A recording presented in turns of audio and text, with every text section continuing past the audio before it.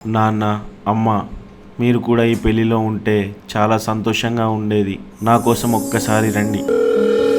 అమ్మమ్మో నేనేమి వింటేనమ్మా, వాకిళ్ళ నిలిచింది వాస్తవమా? ఇన్నాళ్ళ గాయాలు మాయమమ్మా, అచ్చంగా ఈ రోజు నాదేనమ్మా. కన్న ప్రాణాలు ఉల్లాస తోరణమాయేనమ్మా,